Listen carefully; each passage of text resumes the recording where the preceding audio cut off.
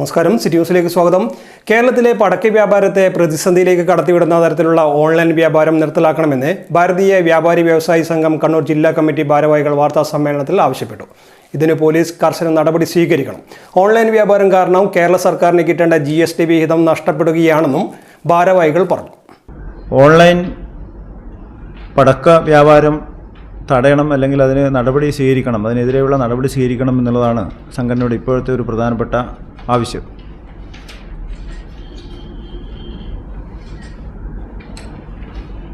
നമുക്ക് അറിയാവുന്ന പോലെ പടക്ക വ്യാപാരം ഒരു സീസൺ ബിസിനസ്സാണ് പ്രധാനമായും.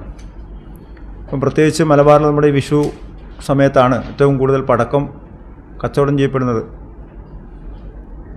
അപ്പോൾ ഇത് സർക്കാർ നിശ്ചയിക്കപ്പെട്ടിരിക്കുന്ന വലിയ ഫീസൊക്കെ അടച്ച് എല്ലാതരം ലൈസൻസൊക്കെ എടുത്തുകൊണ്ട് നമ്മുടെ ചെറിയ പട്ടണങ്ങളിലും ഗ്രാമങ്ങളിലുമൊക്കെയായി ഒട്ടനവധി പടക്ക വ്യാപാര സ്ഥാപനങ്ങൾ പ്രവർത്തിക്കുന്നുണ്ട്.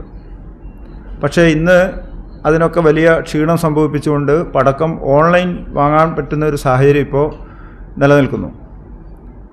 ആ ഓൺലൈനിലുള്ള പടക്ക വ്യാപാരം തടയണം എന്നുള്ളതാണ് സംഘടന ആവശ്യപ്പെടുന്നത്. ഓൺലൈൻ വ്യാപാരത്തെ മൊത്തത്തിൽ ഭാരതീയ വ്യാപാരി വ്യവസായി സംഘം അനുകൂലിക്കുന്ന ഒരു സംവിധാനമല്ല. എങ്കിലും ഈ ഒരു പ്രത്യേക സാഹചര്യത്തിൽ ഇതുകൊണ്ടുണ്ടാകുന്ന വലിയ പ്രതിസന്ധിയെ മറികടക്കാൻ പടക്ക വ്യാപാരികൾക്ക് കഴിയണം.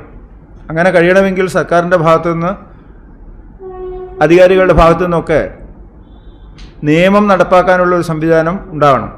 2018 സുപ്രീം കോടതി നിരോധിച്ച ഓൺലൈൻ പടക്ക വ്യാപാരം നിർത്തലാക്കാൻ പോലീസ് കർശന നടപടി സ്വീകരിക്കണം.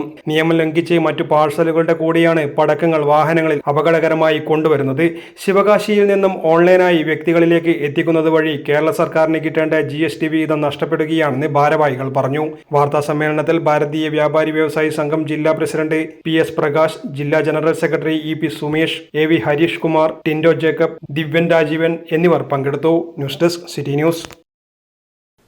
കൂടുതൽ വാർത്തകൾ അറിയുവാൻ സിറ്റി ചാനൽ വാട്സ്ആപ്പ് ഗ്രൂപ്പിൽ ജോയിൻ ചെയ്യുക. ഒപ്പം YouTube ചാനൽ സന്ദർശിക്കുക. വാർത്തകളുടെ അവസാനിക്കുന്നില്ല. മറ്റൊരു വാർത്തയുമായി വീണ്ടും കാണാം. നമസ്കാരം.